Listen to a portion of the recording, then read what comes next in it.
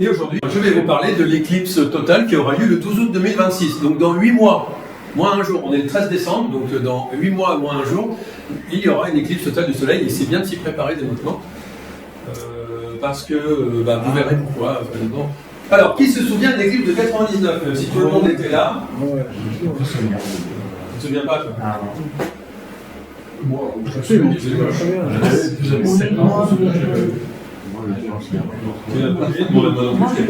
Moi, je l'ai vu, mais. Ah, et vous étiez où en 99? Moi, j'étais à Ops. Ah oui, alors, que je vous explique. En Chine? Oui, Voilà, oui, d'accord. Alors, ceux qui étaient à Ops, par exemple, donc c'est pas sur la carte, mais ceux qui étaient là, par exemple, Bretagne, Bourgogne, Nord-Pas-de-Calais, Belgique, Suisse, tout ça, ont vu l'éclipse partielle. Ouais. Partielle, ça veut dire qu'on avait un Petit croissant. un petit croissant. La Lune cachait le Soleil, mais pas complètement. Tout à fait. Il n'y a que les gens qui se trouvaient dans cette bande sombre qui ont pu assister à ce qu'on appelle la totalité. C'est la disparition complète du Soleil derrière la Lune. Donc, est-ce que quelqu'un était là? Enfin, oui, nous on y était. Oui, Toi aussi. oui, moi j'ai vu. Il y avait des nuages, coup de bol, alors. Aucun souvenir? Mais pas là. C'est le moment. Il y a des nuages. Bon, nous, Sébastien et moi, donc Sébastien, t'avais 3 ans, on était... C'est pas rigolo. Et il se rappelle, hein, il se rappelle. On était du côté de Compiègne, donc ici, par là, et il a fait mauvais. On n'a pas eu de chance. Il y a des gens qui l'ont vu en Alsace, du côté de Strasbourg, Reims aussi, et du côté de Dieppe. Il a fait beau, y compris à Cherbourg. Donc c'était un petit peu le hasard, et en 99, il n'y avait pas Internet comme maintenant. On n'avait pas la mise à jour des images satellites toutes les quarts d'heure ou toutes les 10 minutes. On avait 2 images satellites par jour, quand il y avait une connexion Internet. Donc c'était difficile de savoir où aller. Alors, qu'est-ce qu'une éclipse de soleil? Une éclipse de soleil, il faut 3 ingrédients pour faire une éclipse de soleil. Il nous faut le soleil, hein, ça va être quand même l'acteur principal. Il va nous falloir la Terre, c'est là qu'on est nous, et la Lune. Enfin, la Lune.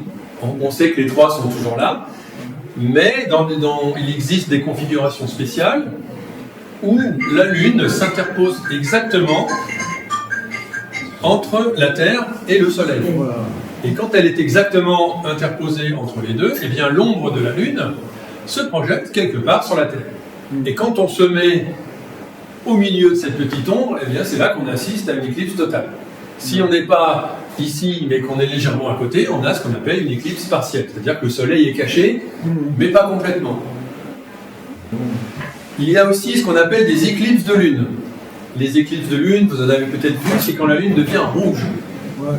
Là, c'est toujours les mêmes 3 ingrédients, le Soleil, la Terre et la Lune. Mais ce coup-là, c'est la Lune qui passe dans l'ombre de la Terre. Donc la Lune n'est plus éclairée par la lumière du Soleil, elle est occultée par la Terre et elle disparaît. Mais elle ne disparaît pas complètement parce que, figurez-vous que l'ombre de la Terre apparaît de couleur rouge à cause des rayons lumineux qui sont réfractés, déviés par l'atmosphère terrestre. En fait, quand le Soleil se couche, quand vous regardez un coucher de Soleil, le Soleil est rouge à l'horizon. Eh bien, cette lumière rouge, en fait, elle continue de passer derrière la Terre. Et l'atmosphère de la Terre dévie les rayons.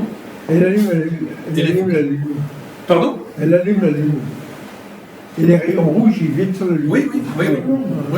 Les rayons rouges éclairent la Lune. Il y a une grosse Lune. Ça fait une lune énorme, non? Alors, c'est pas la même chose. Non, la grosse Lune énorme, c'est une illusion d'optique quand la Lune est à l'horizon. Quand la Lune se lève et qu'elle est rouge, c'est pas une éclipse. Une éclipse, c'est en pleine Lune quand la Lune se trouve derrière la Terre. C'est quelque chose d'à peu près aussi rare que les éclipses de Soleil. Alors, je vais vous montrer maintenant la dernière éclipse de Lune qu'on a eue le 7 septembre 2025 et que je suis allé voir depuis l'océan Indien. Donc ça, c'est une vidéo qui vous montre la Lune qui disparaît, et à un moment donné, elle devient... elle disparaît quasiment, elle devient orange et on voit les étoiles. Et qu'est-ce que ça nous apprend, les éclipses de Lune? Ça nous apprend que c'est l'ombre de la Terre qui se projette dessus et que dès l'Antiquité, on avait déjà compris que la Terre était presque 4 fois plus grande que la Lune en regardant la taille de son ombre se projeter sur notre satellite. Donc voilà une éclipse totale de Lune. la coloration rouge brique est caractéristique. Bon, le sujet du jour, c'est pas les éclipses de lune, c'est les éclipses de soleil. C'est un phénomène qui est très rare. Parce que la lune doit passer devant le soleil. Alors la lune tourne autour de la Terre, hein. Vous savez qu'elle tourne autour, elle met 29 jours et demi à faire un tour, ce qu'on appelle une lunaison. Et l'éclipse doit avoir lieu au moment de la nouvelle lune, c'est-à-dire au moment où elle est pas visible, au moment où elle est vers le soleil. Alors il se trouve que la lune ne tourne pas exactement dans le plan de la Terre. Elle est légèrement au-dessus, 5 degrés. C'est-à-dire 5 degrés, c'est la taille de... Alors, c'est 10 fois la taille de la lune. C'est-à-dire qu'elle peut monter de 10 fois sa taille au-dessus ou en dessous l'ombre de la Terre. Donc elle n'est pas du tout dedans. Donc ça a pour conséquence... Si on regarde ce schéma, alors après il y aura des trucs beaucoup plus simples, hein, je ne vais pas faire de la géométrie. Vous avez la Lune qui tourne, mais légèrement en biais, comme ça, par rapport à la Terre. Et donc, si vous avez le Soleil, la Lune, la Terre, mais que la Lune est en dessous, eh bien l'ombre passe en dessous, il n'y a pas d'éclipse. Le seul moment où on peut avoir une éclipse, c'est quand, au moment de la nouvelle Lune, la Lune se trouve à l'intersection de son orbite et de l'orbite de la Terre. Ça, on appelle ça la ligne des nœuds. Donc ça se produit 2 fois par an, en gros. Mais jamais à la même période, hein. Ça se décale avec les années. Donc 2 fois par an, on a des éclipses. Pas forcément totales, mais ça peut être partiel. Et voilà. Alors vous allez dire 2 fois par an, ça va, c'est pas si rare. En fait, si, parce que une éclipse totale, c'est pas 2 fois par an, c'est plutôt 1 fois tous les 2 ans. Parce qu'il faut vraiment que ce soit aligné. Si c'est presque aligné, mais que l'ombre passe au pôle Nord, personne n'ira la voir. Vous voyez, donc l'éclipse de soleil, on a trois éclipses de soleil différentes. On a la partielle, ça je pense que la plupart d'entre vous en ont déjà vu. Quand le soleil disparaît partiellement, il reste toujours le croissant, donc on ne peut pas observer directement. Il faut évidemment mettre des lunettes de protection pour pouvoir apercevoir ce croissant sans se brûler les yeux. Quand on est dans l'ombre de la Lune, on voit ce qu'on appelle l'éclipse totale. Là, le soleil disparaît et je vais vous expliquer après ce qu'on voit apparaître. Et il arrive parfois que la Lune passe pile devant le soleil, mais soit plus petite. Alors ça, c'est parce que la Lune n'est pas à la même distance tout le temps de la Terre. Elle est des fois à 360 000 km, des fois à 410 000 km, donc quand elle est plus loin, elle est plus petite et elle ne masque pas complètement le soleil. Donc on appelle ça une éclipse annulaire parce qu'il reste un anneau de soleil. Et à ce moment-là, il n'y a pas de nuit. Ça, c'est une vraie photo ou c'est juste un schéma? Ça, c'est un schéma, ça. Mais les vraies photos ressemblent vraiment à ça. Ah oui, okay. Oui. Les vraies photos, sur les vraies photos, on voit des petites irrégularités au bord de la Lune parce que ce sont les montagnes qui sont à sa surface. En fait. Alors, tout à l'heure, on disait il y a souvent des éclipses. Alors, en France, oui. Mais non. Alors là, c'est les dernières éclipses totales qui sont passées en France métropolitaine. Donc, août 99, on était tous là. Enfin, là où on y était, quoi. Février 61, il y en a un. Non, deux. Ah, moi j'ai vu, je me rappelle bien. Moi, je me rappelle pas. C'est le sud. Elle était visible dans le sud de la France. Elle a traversé, c'était une bande qui faisait Bordeaux-Monaco. Donc ici, on était en plein dedans. Elle a duré 2 minutes. J'étais à la région de Lyon et je me rappelle bien. Hein. Ouais. Avant, je pense que là, il n'y a personne qui était là en avril 1912. Non. Et encore moins en juillet 1842. Alors, il n'y en a pas comme ça. Hein. Ça fait 3 dans les années 1900, 1 dans les années 1800, 2 dans les années 1700. Il faut quand même tomber dessus. Celle de mai 1724 a été observée depuis le Grand Trianon au château de Versailles par le roi Louis XV. 1, 2, 3, 4, 5 éclipses en arrière, c'était Louis XV. C'est pour dire qu'il n'y en a pas tant que ça. Quand même. Alors voilà celle du 15 février 61. Donc Lyon, c'était juste à la limite. Ici, on était en plein dedans. Moi, j'ai vu une photo dans les archives de Riez, où on voit la cathédrale de Riez photographiée avec l'éclipse derrière. Une vieille photo en noir et blanc. Et le lac de Sainte-Croix n'existait pas. Hein, non, il a été existé en 73, le lac de Sainte-Croix. Donc on n'a pas de photo du lac de Sainte-Croix avec une éclipse. C'est comme ça. Et ça, la remarque, c'est qu'on se met sur la ligne bleue, c'est vraiment encore plus total que dans le bandeau. Alors, c'est total dès qu'on est à l'intérieur de ça, c'est total. Si on est dans la ligne bleue, on a une durée plus longue. Ici, si on se met juste au bord, on a une durée juste au bord, on a 1 seconde de totalité. Si on se met là, on a 2 minutes. Si on se met à peu près, on a 2 minutes. Après, on va dire qu'on a 1 minute sur quasiment 80% du reste, et juste au bord, on a quelques secondes. Il faut minimum s'enfoncer d'une dizaine de kilomètres si on veut profiter un peu du spectacle. Alors, je me suis amusé à trouver celle d'avant. Celle de 1912, elle a duré 3 secondes. Ça, c'est Paris. Et par exemple, à Maison Lafitte, elle a été vue, donc c'était à 10h40, c'était en temps universel, donc ça nous fait 11h48 du matin, et elle a duré 3 secondes 6. Alors, il ne fallait pas cligner des yeux au mauvais moment. C'est intéressant, hein, ça s'appelle une éclipse hybride. C'est-à-dire que vous avez la Lune qui cache le Soleil, il disparaît et il réapparaît tout de suite. Et donc vous avez le bord du Soleil qui est visible à ce moment-là. Il faut être prêt. Et 22 mai 1724, observé par Louis XV au château de Versailles. Vous voyez, elle passait en plein Paris. Et ici, elle se couchait sur Venise. Bon, c'est du passé, hein. Non, c'est fini.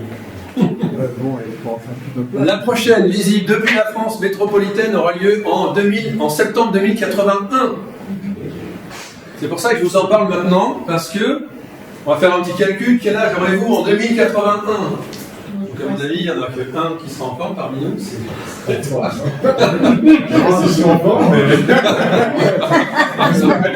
Ah si, peut-être ça va être comme ça. Un truc. Bon. Ça fera un peu juste. Ça fera, oui. Si vous voulez attendre la prochaine éclipse qui a lieu en France métropolitaine pour aller l'observer, c'est en septembre 2080 et il faudra aller à Paris. Hein, parce que depuis Ops, c'est fini. Donc là, il faudra voir. Moi, ce que je vous conseille, c'est de ne pas attendre. Parce que c'est bête. En élargissant à l'Europe entière, alors, il y en a eu le 12 septembre 2053. Alors, j'ai un peu spoilé, il y en a une l'année prochaine et il y en a une en 2027. Et après, on attend 2053. Eh oui, pour en voir une en Europe. Sinon, il faut aller en Australie ou en Afrique du Sud. Et celle de 2053, elle passe à Gibraltar. C'est pas comme si c'était à côté non plus. Donc, je ne sais pas si ça va vous motiver pour observer celle de l'année prochaine. Bon, que voit-on pendant une éclipse? Tout dépend de la grandeur de l'éclipse. Donc si vous êtes... voilà, si vous observez ça, vous n'allez rien voir. Si vous êtes situé à un endroit où on a une éclipse partielle d'à peu près de 30%, vous allez à peine percevoir la baisse de luminosité. Parce que quand la Lune commence à masquer le Soleil, évidemment la lumière baisse. Et ça se ressent à partir de 30%. Avant, on ne s'aperçoit pas. Avant, voilà. On ne fait pas attention, il ne se passe rien. Si vous êtes situé à un endroit où le Soleil... Voilà. Le Soleil est occulté à 50%. C'est-à-dire qu'il en manque la moitié. Là, on commence vraiment à ressentir un assombrissement et une baisse de température.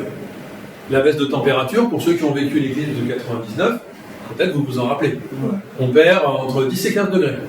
Surtout au mois d'août. Donc là, l'année prochaine, en plein mois d'août, je pense que vous allez mettre votre petite laine. Alors, on n'a pas que ça. Donc on a la baisse de température, on a la baisse de luminosité, on a les oiseaux qui arrêtent de chanter, on a les poules qui vont se coucher au poulailler. Mais comme c'est pas l'heure, des fois elles ne trouvent pas leur poulailler, donc elles se mettent sous un arbre, elles ne bougent plus, jusqu'à ce que l'éclipse passe. Donc il y a quand même un phénomène qui est très souvent observé ou ressenti pendant les éclipses, c'est que les oiseaux se taisent. Il n'y a plus du tout d'oiseaux qui chantent, puisque les oiseaux pensent que c'est la nuit. Peut-être qu'on a les oiseaux de nuit qui se mettent à... En tout cas, je peux vous dire un truc, les moustiques sortent. Que les moustiques aussi pensent que c'est la nuit, et ils arrivent. Et les cigales, est-ce qu'elles faire un peu pendant l'éclipse? La quoi? Les cigales? Les cigales, j'ai jamais vécu d'éclipse en Provence au mois d'août, donc je sais pas. Si la température baisse, de toute façon, elle se baisse. si la température baisse, automatiquement. Alors ça, c'était pour une éclipse partielle. Maintenant, si vous avez la chance de vous trouver à l'endroit où elle est totale, eh bien, vous verrez dans le ciel les étoiles les plus brillantes apparaître, donc en plein jour. Il est par exemple à midi et demi en 99, eh bien on a vu les étoiles en plein jour, ce qui est quand même pas mal. Donc il fait presque nuit, il fait pas nuit, mais vous voyez actuellement dehors, là, la luminosité du ciel, voilà, c'est ça. Pendant une éclipse totale, vous avez un ciel comme ça, donc on voit déjà les étoiles les plus brillantes. Il ne fait pas nuit, mais il fait trop sombre pour pouvoir lire un journal. Je vous défie de lire un journal pendant une éclipse de soleil. C'est vraiment impressionnant, hein, une éclipse totale, c'est vraiment impressionnant. Ouais. Et surtout, vous voyez apparaître la couronne solaire. Alors, la couronne solaire, c'est l'atmosphère du Soleil qui se trouve au-dessus de sa surface. Donc on appelle ça un plasma. C'est un gaz qui est chauffé à très haute température, donc c'est plus vraiment un gaz. Ce sont des atomes qui ont perdu des électrons. Et la température de cette atmosphère est de plusieurs millions de degrés. Alors que la température de surface du Soleil est de l'ordre de 6000 degrés, et l'atmosphère qui est autour est de l'ordre de plusieurs millions de degrés. Donc ça tombe bien, on a un astrophysicien ici présent qui va tout vous expliquer après. En fait, on ne sait même pas encore où ça vient. Comment on se fait. Voilà. Mais on est dans quelques années. Il y a un prix Nobel à la clé, donc si vous avez des idées, n'hésitez pas. Bon, j'ai mis spectacle incroyable, donc c'est quelque chose à vivre au moins une fois dans sa vie. Je pense que... Voilà, c'est quelque chose de fou parce que, certes, on voit le soleil disparaître, on voit la couronne solaire apparaître, mais il y a d'autres phénomènes qui se passent et qui sont tout aussi intéressants. Donc voilà des photos d'éclipse totale que j'ai réalisées et qui nous montrent un petit peu cette ambiance particulière. Quand on voit le soleil disparaître, on voit la couronne apparaître et on voit aussi la lumière cendrée de la Lune, c'est-à-dire que c'est la Lune qui cache. La Lune est quand même visible devant le soleil. C'est bien la Lune. Et si on la voit, c'est parce que c'est la lumière du soleil qui se reflète sur la Terre et qui éclaire la Lune. Ça, c'était où? Alors, celle-là a été faite au Chili en 2019. Donc le Chili, c'est bordé par l'océan Pacifique. Et donc c'est principalement la lumière du soleil se reflétait sur l'océan Pacifique. C'est pour ça que la coloration de la Lune est bleue. Celle d'avant, ça a été fait...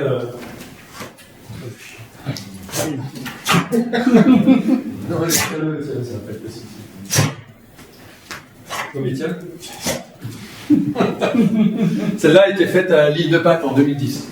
Donc moi, si je vous donne des lieux comme ça, ça veut dire que j'ai pas mal voyagé. Donc moi, je fais partie de la catégorie des gens qu'on appelle des chasseurs d'éclipses. J'en suis à ma 9e totale. Ça veut dire que je suis...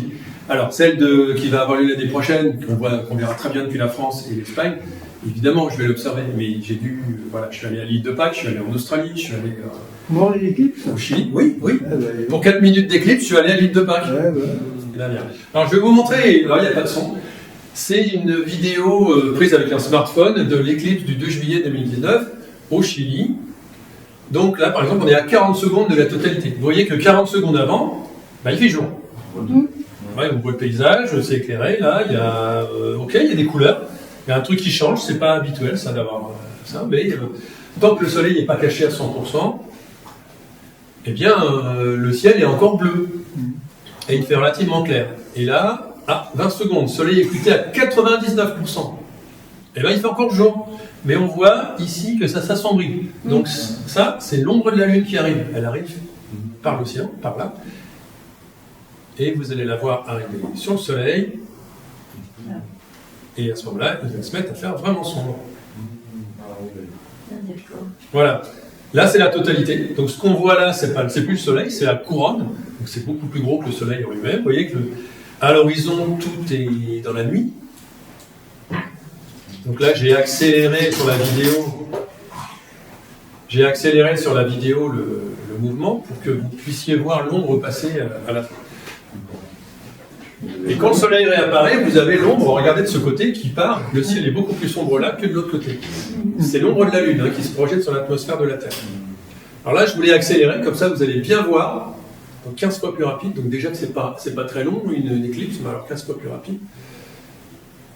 Vous avez l'ombre qui arrive, hop. Et regardez bien. Vous voyez à gauche, hop.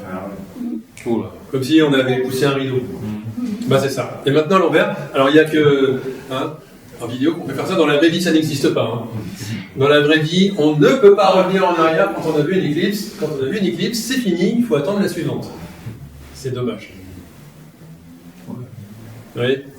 Alors cette ombre de la Lune se déplace à 3000 km/h à la surface de la Terre. Donc quand elle arrive, on la voit à l'horizon. On la voit environ 10 secondes avant. 10 secondes avant la totalité, on voit l'ombre. Et si on n'est pas, si on n'est pas à l'endroit où c'est total, on ne la voit pas, évidemment, malheureusement. Alors, une petite vidéo filmée en Australie par Sébastien, si présent, 2012.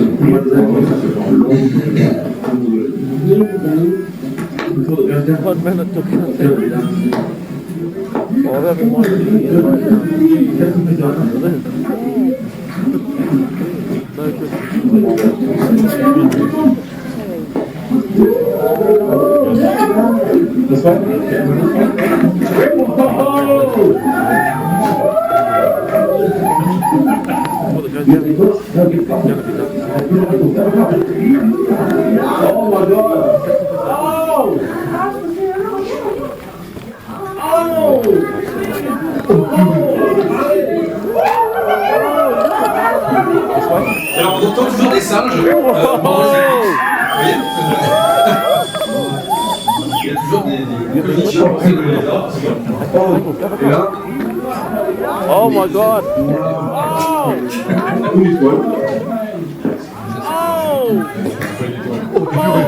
Téléus.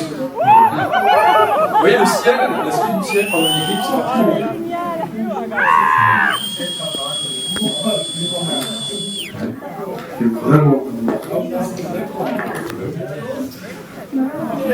Oh purée! Oh! Et là? Une étoile. Je sais pas vous, mais moi ça me donne envie. Là c'est comme si on me présentait un bon gâteau avec de la crème, là, et qu'on me disait il y en a un l'année prochaine en vrai. Je réserve tout de suite. Bon là c'est une petite vidéo, il n'y a pas de son. C'est juste pour vous illustrer le moment où le soleil réapparaît à la fin d'une éclipse. Donc ça c'est au télescope, hein. On a ce qu'on appelle des protubérances. C'est du gaz qui est éjecté de la surface du soleil. Regardez là. Hop. Vous voyez, quand ça réapparaît, c'est rapide. Hein.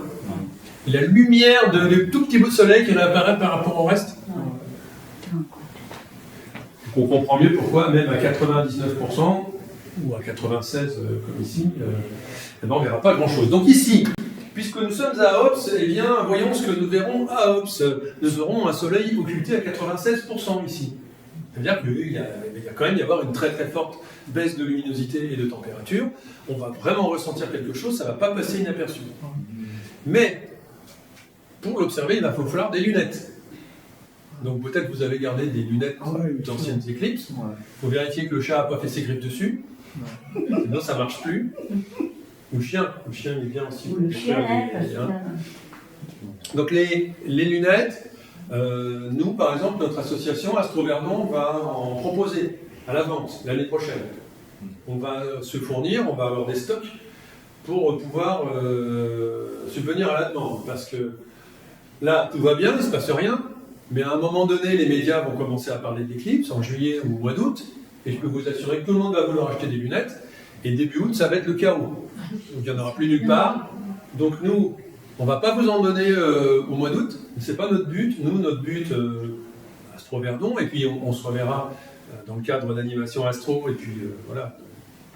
Notre but, c'est de vous proposer au printemps et à l'été prochain des lunettes, mais en avance. Comme ça, vous regarderez les autres dans le cas où, en rigolant.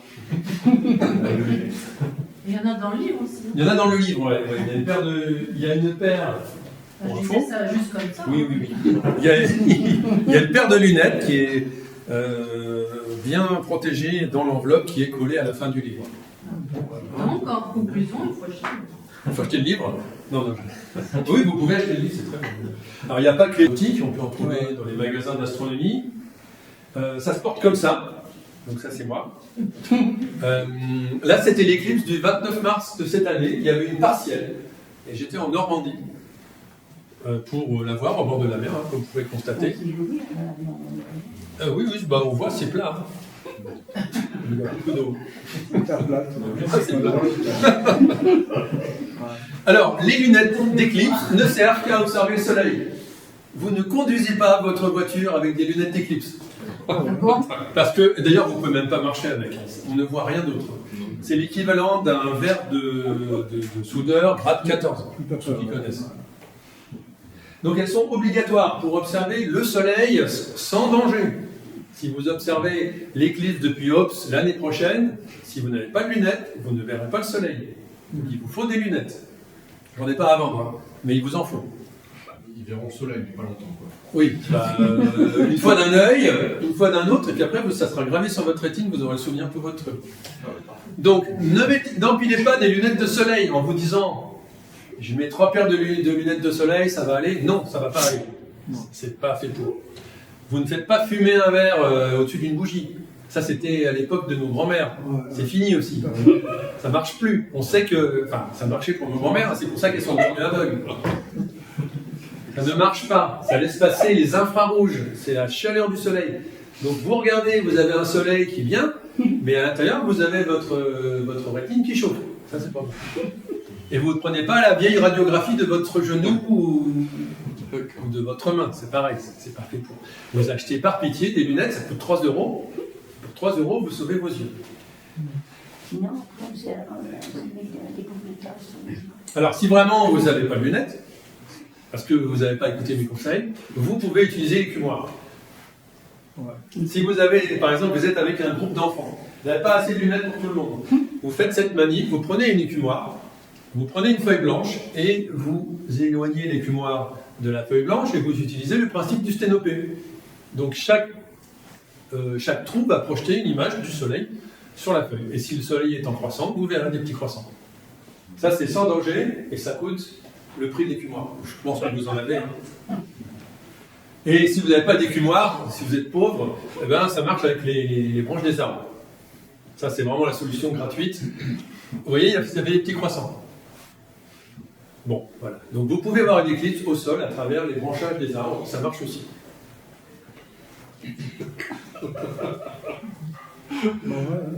Alors voilà la simulation de ce qui va se passer. Là, vous avez la France, l'Espagne et l'ombre qui va arriver comme ça.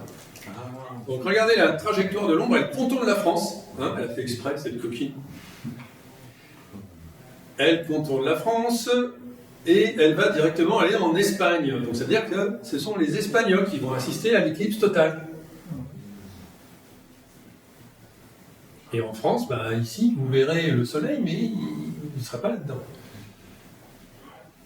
Et l'éclipse se termine au coucher du soleil. Donc ça, c'est le jour sur la Terre.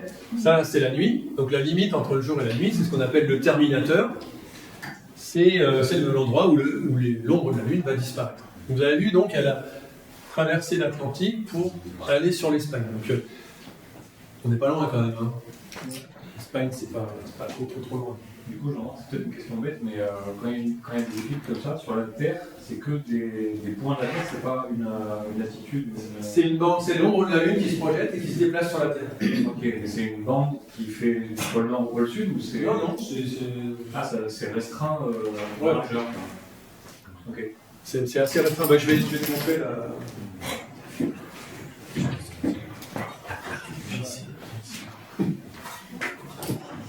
Alors voilà, ça c'est une simulation de ce qu'on verra depuis Ops.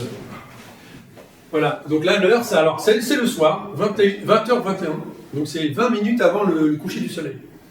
Donc 20h22, vous aurez un croissant de soleil comme ça. Regardez bien, le croissant va même tourner. En quelques minutes, il va changer d'orientation.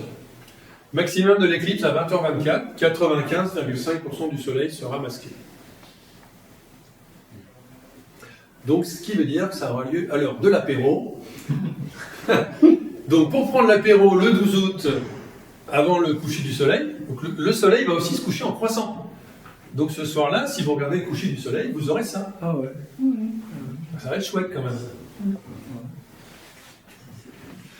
Donc pour voir ça, eh ben, mettez-vous sur un point en hauteur. Alors vous aurez aussi la planète Vénus qui va apparaître dans le ciel. Alors que le soleil va se cacher, et là, comme le ciel va s'assombrir, vous aurez la planète Vénus qui va devenir visible. Bien à gauche du soleil, mais vous verrez au moins ça. vous ne verrez pas d'étoiles. Et ce qui est marrant, c'est que quand le Soleil va se coucher, eh bien, la planète Vénus va devenir moins bien visible, et ensuite, une fois disparue, elle va réapparaître. En fait, elle va apparaître, disparaître et réapparaître, à cause de cet assombrissement du ciel vraiment temporaire par le Soleil. C'est la date de cette éclipse-là 12 août. 12 août. Alors, ça répond à ta question tout à l'heure. Une éclipse, elle est visible uniquement sur la trajectoire de l'ombre. C'est-à-dire que l'éclipse du 12 août, elle va commencer. Alors, elle commence en Sibérie, elle passe au-dessus du pôle Nord. Je pense qu'il n'y a pas beaucoup de monde pour aller l'observer là-bas.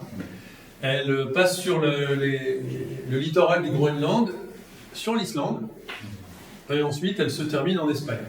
Okay. Donc, si on n'est pas dans cette portion, on voit une éclipse partielle, c'est déjà très bien, hein. Mais si on veut assister à la totale, il faut être quelque part dans cette bande, et à un endroit où il fait beau. Oui, parce qu'il ne suffit pas d'être là.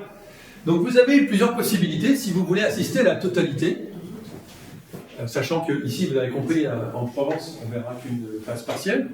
Donc vous avez la première possibilité, c'est l'Islande.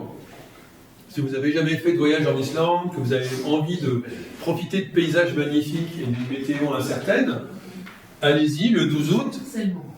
Hein, voilà. Ici, dans la pointe occidentale de l'Islande, vous verrez l'éclipse, elle durera 2 minutes et 5 secondes. Voilà. Mais il y a quand même... Oui, c'est risqué parce qu'il y a quand même une grande chance d'avoir du mauvais temps. Hein? Non, moi je ne compte pas ça, moi. Je vais en Espagne. Ce qui va nous intéresser, enfin moi, là où ce que je vous conseille, moi, à travers cet exposé, c'est plutôt l'Espagne. Alors, regardez, j'ai mis les pourcentages de disparition du Soleil en fonction des endroits. Donc, Toulon, on sera à 96,4%. Ici, à Aubes, on sera à 95,5%. Si vous allez à Perpignan, imaginez, je sais pas, vous avez un truc à faire à Perpignan, vous serez à 98%. Mais si vous êtes à Perpignan, je vous dis, c'est bête de ne pas faire 200 km et aller là. Parce que là, vous serez à 100%. Si vous êtes en vacances au Portugal, vous remontez. Hein, pas d'excuses. Et pour ceux qui seront à Paris, il y en a, hein, tout le monde n'est pas parfait. Pour ceux qui seront à Paris, il y aura quand même 92% d'occultation. Donc à Paris, ce sera très sensible. Alors la question, faut-il rester en France ou partir en Espagne? Je vais essayer de vous motiver. Je sens que vous êtes chaud là. Bon, si vous voulez rester en France, admettons, vous voulez absolument pas sortir de la France parce que vous dites moi j'aime la France à l'étranger, je parle pas espagnol, je peux rien comprendre, donc j'y vais pas. Bon, ok, vous pouvez aller à Biarritz, vous aurez 99,5%. En cachant avec votre doigt, vous verrez la couronne, mais c'est tout. Ça ne sera pas fantastique.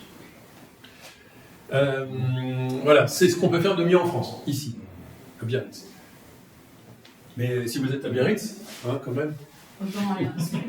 aller à l'Espagne parce que ça... Alors, Ops, Toulouse, il faut compter 5 heures de route. Toulouse, Biarritz, il faut compter 3 heures supplémentaires, donc il y a 8 heures. Si vous voulez aller là, il faut compter 10 heures de route. C'est faisable, hein? Un matin, vous vous levez, je vais aller à Bilbao. Alors, bon après, ça c'est un tableau qui est extrait du livre. Si vous voulez avoir toutes les infos, bon c'est dans le livre. C'est l'heure de l'éclipse. Le premier contact, c'est-à-dire le tout début. Par exemple, on va prendre... alors j'ai pas mis Ops, hein, je suis désolé dans mon tableau, hein, j'ai mis... je vais mettre Marseille, pas loin. Par exemple, l'éclipse va commencer à 19h31, c'est-à-dire qu'avant 19h31, le Soleil sera parfaitement circulaire. Il ne sera pas mangé par la Lune. Et le maximum, donc il va manquer 96,4% à Marseille, donc c'est quasiment 50 minutes après, 20h25. Et quand ça aura lieu, ça sera à 2,7 degrés de l'horizon, c'est-à-dire 5 fois la taille de la Lune. Vous posez 5 lunes l'une sur l'autre, ça sera à ça de l'horizon. Et donc la fin de l'éclipse ne sera pas visible parce que le Soleil se couche à Marseille à 20h47, donc 22 minutes après la fin de l'éclipse, enfin après le maximum. Donc suivant les endroits, vous voyez que par exemple dans l'Est ou dans le Nord, à Strasbourg, non c'est mauvais choix, à Lille par exemple, eh bien, on verra l'éclipse jusqu'à la fin. Elle aura lieu beaucoup plus haut dans le ciel. À Brest en Bretagne, elle sera à 12 degrés, donc quasiment beaucoup plus haute qu'ici.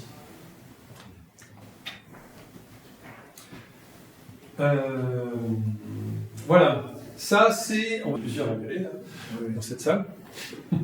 Bah, c'est mon rôle de vous motiver. Hein. Ouais. Alors, que va-t-il se passer? L'ombre de la Lune, alors c'était sur la diapo précédente, l'ombre de la Lune va avoir une forme bizarre. Vous voyez, elle est très très allongée. Donc elle va d'abord aborder ce qu'on appelle la côte cantabrique.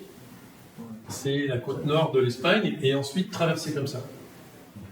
Ça va prendre à peu près 4 minutes pour traverser toute l'Espagne. Donc c'est vraiment très rapide. Donc là, on a les différentes... Le soleil va se coucher pendant l'éclipse. Ça, c'est la photo du ciel. Vous êtes sûr de gagner tous les concours photos du... C'est là qu'il faut aller. C'est là qu'il faut aller. C'est là. Moi, je n'y crois pas. Au niveau météo. Donc, si vous décidez d'aller en Espagne, voilà ce que vous verrez. Eh bien, voilà, le soleil va disparaître, la couronne va apparaître. C'est quand même mieux qu'un croissant qui ne disparaît pas. Et ça va durer à peine 2 minutes. Tout ça pour 2 minutes. Moi, je suis allé à l'île de Pâques pour 4 minutes. Hein. Oui, bah c'était quand même. Parce que imaginez que vous ayez envie d'aller en Espagne, c'est bien. Hein. Alors en France, j'ai pas de statistiques météo. En France, on sait très bien que dans notre région, ici, c'est quand même là qu'il va faire qu'il y a le plus de chances d'avoir du beau temps. Mais on n'est pas à l'abri d'un orage. On sait bien qu'au mois d'août, en fin de journée, vers 20h, il y a quand même des risques d'avoir des orages. Mais bon, voilà. La question se pose plutôt pour ceux qui vont aller en Espagne. Si vous envisagez 12 ou 16 heures de voiture, à quel endroit il faut aller? Donc il existe des cartes de statistiques météo qui nous donnent les régions où le ciel est plus susceptible d'être clair et les régions où il est susceptible d'être couvert. Par exemple, en Espagne, vous voyez clairement que la côte qui borde le golfe de Gascogne est plus souvent nuageuse. Donc quand on a la coloration orange, ici, ça veut dire qu'il y a des nuages, plus souvent. Ça ne veut pas dire que c'est nuageux tout le temps, mais ça veut dire que c'est très souvent nuageux. D'ailleurs, on appelle cette côte, je crois que c'est la Bretagne espagnole, voilà. Et c'est vert, c'est très très vert, très arrosé. Donc on voit qu'il y a des zones bleues, donc susceptibles d'être plus claires, qui se détachent à des endroits. Mais ça, c'est pas encore très clair. Alors, je vais vous montrer un truc qui fait peur. Je vais vous montrer cette année comment était l'Espagne le 12 août à l'heure de l'éclipse. Ça, c'est pour ceux qui vont y aller et à qui j'ai caché cette donnée intéressante. Donc ça, c'était dans l'après-midi, le 12 août de cette année, 2025. Nous, on était là. Il y a eu un gros nuage d'orage. Je ne sais pas si vous vous rappelez. Ouais. Alors, en Islande, il a fait beau. Vous voyez ? Si l'éclipse avait eu lieu cette année, eh ben, en Islande, il l'aurait vu. Coup de chance. Mais en Espagne, il y a eu ça. Alors en Espagne, c'était la catastrophe cette année. Et les seuls qui auraient pu la voir si ça avait eu lieu cette année, c'est ceux qui étaient aux Baléares. Parce que contre toute attente, contre toute statistique météo, l'Espagne était entièrement couverte de nuages cette année. À cause d'une canicule supérieure à 40 degrés qui a duré une bonne quinzaine de jours.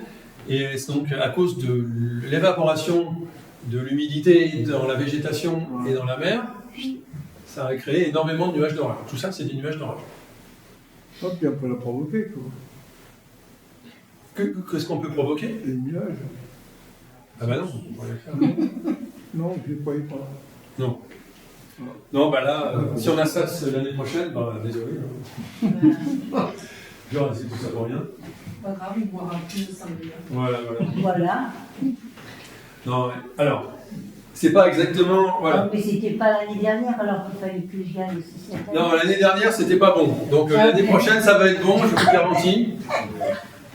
Alors, on peut aussi faire une étude. Moi, j'ai fait une étude où j'ai pris les photos satellites des 4 années précédentes, donc 2021 à 2024 inclus, autour de la date du 12 août et à l'heure de l'éclipse, à 20h30.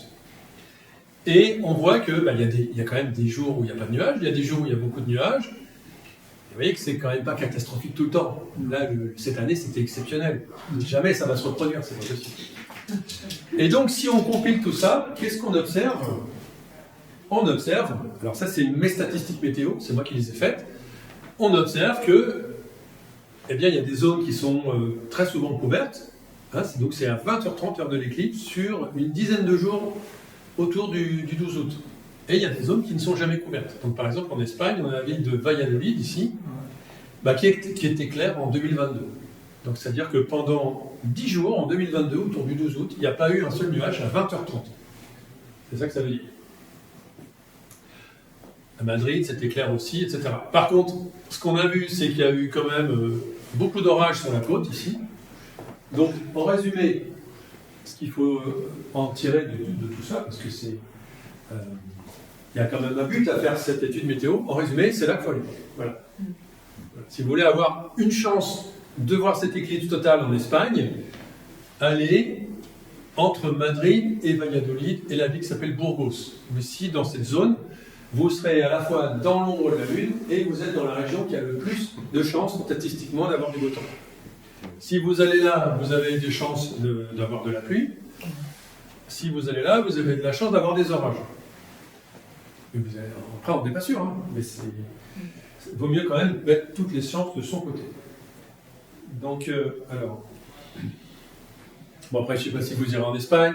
Il y a en gros 3 scénarios possibles qui peuvent se passer. Soit il fait beau, et la météo dit grand beau temps, et à ce moment-là, on est tranquille, on attend, et ça va bien se passer. Soit il y a une grosse perturbation qui traverse l'Espagne, c'est-à-dire vraiment quelque chose qui n'a rien à voir avec un microclimat local. À ce moment-là, on pourra connaître à l'avance, grâce aux prévisions météo, l'évolution de cette perturbation, et on pourra choisir un lieu où on pourra, soit juste avant la perturbation, soit juste après, mais pas en dessous. Et troisième possibilité, il y a des orages, comme cette année, en 2025. Là, on se met où la carte des statistiques météo nous dit que c'est le plus clair et on attend, et on croise les doigts. Parce que les orages, figurez-vous, ont tendance à s'arrêter, et les nuages d'orage ont tendance à s'évaporer le soir, au coucher du soleil, et encore plus pendant les éclipses. Pendant les éclipses, comme la température baisse, eh bien, les nuages arrêtent de bourgeonner. Et donc les nuages d'orage ont une chance de s'évaporer avant l'éclipse. Voilà. Donc ça, moi je vous dis où je vais aller. Donc j'ai dressé une carte statistique encore plus précise où j'ai pris 40 images satellites prises sur 4 années, compilées, c'est-à-dire qu'à chaque fois qu'il y a un nuage sur une photo, eh ben, il va ajouter une tache blanche. Et donc quand je mets les 40 images, eh ben, tous les nuages vont former cette espèce de fromage blanc qu'on voit là. Et il y a une zone où il fait, bon, alors au Portugal il fait super beau, mais c'est pas là qu'on va aller voir l'éclipse, là elle sera partielle. Il y a une zone ici, au nord de Madrid, qui est plutôt claire. Donc c'est là que je vais aller. Voilà. Ça ne veut pas dire qu'il fera beau, mais c'est là que statistiquement on a le plus de chances. J'estime à 90% de chances de l'avoir. 9 chances sur 10 d'avoir du beau temps à cet endroit-là.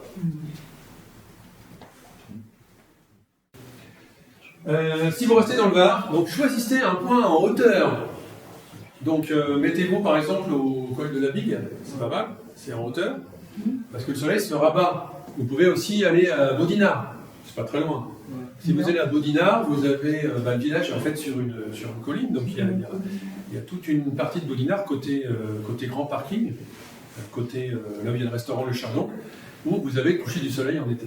Donc le soleil va se coucher vers la montagne de Lure, je crois, à peu près c'est la direction. Donc là, Bodinard, c'est pas mal. Où vous voulez. Mais sachez, rappelez-vous que le soleil sera très bas. Donc il faut le voir au moment de son coucher. Et évitez le bord du lac de Sainte-Croix parce que le lac de Sainte-Croix est encaissé. Et donc vous verrez le soleil disparaître derrière les rives avant le maximum de l'éclipse. Alors, pourquoi se préparer 8 mois à l'avance? Pourquoi je fais aujourd'hui un exposé sur l'éclipse? Au moins, vous serez prêts. Les autres, on ne sait pas, hein, mais vous serez prêts. Donc, pour ceux qui travaillent, par exemple, ça peut être l'occasion de déposer vos vacances, hein, de dire à votre employeur je ne serai pas là le 12 août. Voilà. Donc, pas le choix. Au moins, vous le prévoyez, vous le prévenez 8 mois à l'avance et vous passez devant vos collègues. Donc, vous pouvez organiser un voyage en famille.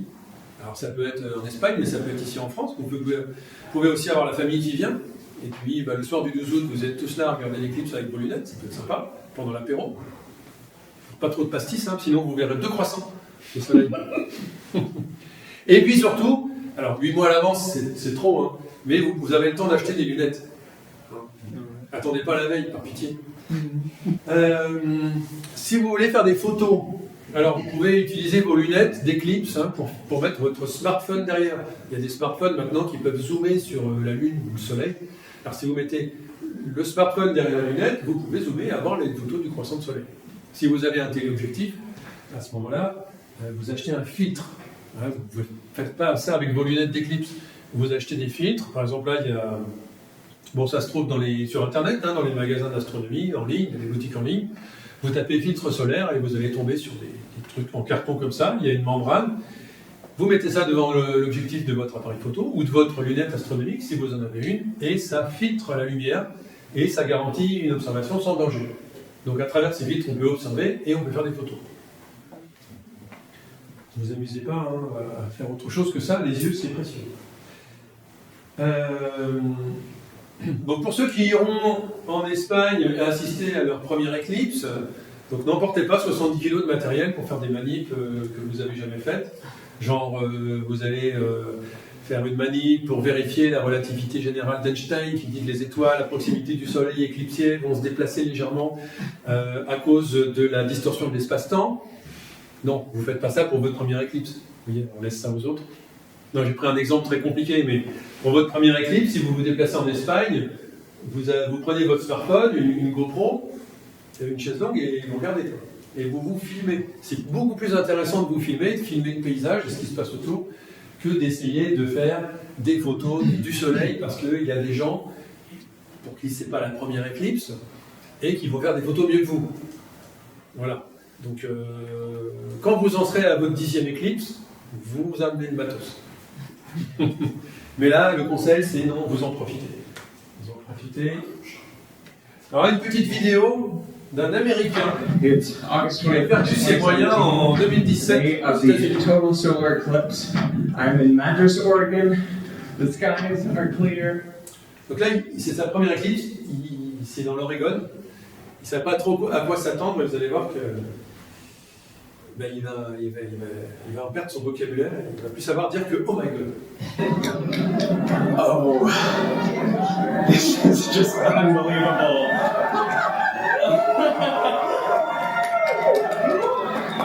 What? Oh my god! What is happening? This is absolutely insane. Like it's hard to breathe.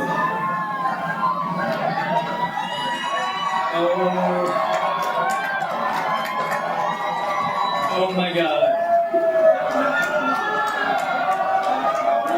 This is so totally creepy. Oh my goodness. This feels so weird. Oh my goodness. There's like sunset, sunrise, every direction. People are going nuts. This I did not expect. I don't know what I expected, but... Oh my god! Bon, vous voyez, ils sont tous devenus fous à la fin. Il y a eu 6 oh my god dans le cours extrême. Les anglophones ne savent plus dire que oh my god pendant les éclipses. En Australie aussi, il y en a eu plein sur la vidéo. Bon, je ne sais pas si vous avez tous compris ce qu'il racontait, mais il était très surpris. Il disait qu'il ne s'attendait pas à ça. Il disait que c'était trop bizarre et que les gens devenaient dingues autour de lui. Qu'on voyait le ciel prendre des teintes... Et que c'était flippant. Ouais, et que le ciel prenait des teintes de crépuscule, oui, voilà, que c'était flippant. Tu vois, so creepy, ouais, il disait. Donc c'est flippant une éclipse, hein, mais qu'est-ce que c'est bon.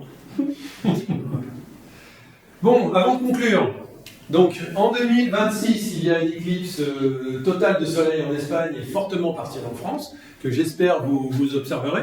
De toute façon, je ferai en sorte on fera en sorte de communiquer encore pour mettre le plus de monde au courant. On va aussi s'adresser aux offices de tourisme pour informer les offices qui vous informeront vous aussi. Hein.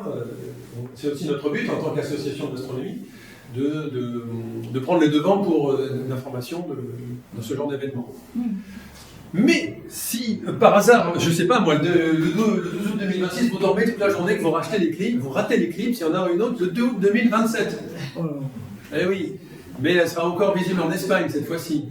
Alors, depuis la France, on aura aussi une phase partielle, et depuis Ops, on sera à 70%, pas à 95%. Donc ça sera bien, mais pas aussi intense. Et pour la voir, il faudra aller en Espagne, ou un petit peu plus loin. Donc si vous aimez l'Espagne, c'est l'occasion d'y retourner. En 2027, ça sera du côté de Gibraltar, ou alors au Maroc, en Algérie. Bon, l'Algérie, si vous avez de la famille là-bas, c'est bien, mais comptez pas amener du matériel photo, c'est confisqué à la frontière. La Tunisie aussi, la Libye, un coin sympa. Oui. Ouais, sympa. Oui, c'est pas mal. Ouais, c'est pas mal. Et l'Égypte. Il y a beaucoup de feux d'artifice là-bas. Le clou du spectacle, ça sera pour ceux qui iront en Égypte. Pour information, voilà, je ne vous invite pas à y aller parce que c'est quand même pas donné. Et puis voilà. C'est à Luxor, au temple de Luxor, qu'on verra le mieux l'éclipse du 2 août 2027. Elle durera 6 minutes, quasiment 6 minutes et 20 secondes. Et oui, c'est pas l'éclipse du siècle, mais presque. Oui, c'est en plus un lieu magique. Ouais. Donc si vous allez en Espagne, vous aurez quand même 4 minutes 30 ici, là, à côté de Gibraltar. Alors allez pas à Gibraltar parce que c'est britannique, il vous faut un passeport, c'est bête. Allez juste à côté. Allez à Algeciras, c'est juste à côté, c'est pareil. Si vous allez en Tunisie, ici à Sfax, la deuxième plus grande ville de Tunisie, vous aurez 5 minutes et 30 secondes. Et en Tunisie, vous pouvez aussi passer des vacances à Djerba, vous aurez 5 minutes d'éclipse, allongé sur votre transat au bord de la piscine, en train de siroter un cocktail. C'est sympa. Non, mais je vous indique des trucs sympas pour les 2 années à venir. Et si vous allez en Égypte, on va être pratiquement à 6 minutes 30. Et on peut aller faire la plongée. Et vous pouvez faire de la plongée en mer Rouge. Et si vous ratez encore celle de 2027, figurez-vous qu'il y en aura une annulaire en 2028. Donc, et, à votre avis, dans quel pays sera-t-elle visible? En Espagne. Oui, je crois que les Espagnols, ils ont payé cher pour avoir ça. Alors, ils ont 3 éclipses coup sur coup dans leur pays. C'est exceptionnel. Bon, celle-là sera annulaire, ce qui fait que en Espagne, le 26 janvier 2028, si vous allez à Valencia, ici, au coucher du soleil, donc elle aura lieu au coucher, vous aurez un coucher de soleil en forme d'anneau. Ça sera très beau. Pas de couronne solaire, pas d'étoiles, mais l'anneau de feu du Seigneur des Anneaux, vous savez, l'anneau de Sauron qui se pose sur l'horizon. Je pense qu'il y en a qui vont péter un peu. Voilà, j'espère vous avoir donné envie de voir cette éclipse. Si jamais vous voulez approfondir le sujet, préparer un voyage ou même vous préparer simplement à l'observation ici, si vous restez dans le bar, j'ai mon livre, si jamais vous voulez le consulter, vous pouvez l'acheter. Je peux même vous le dédicacer. Voilà, je vous remercie.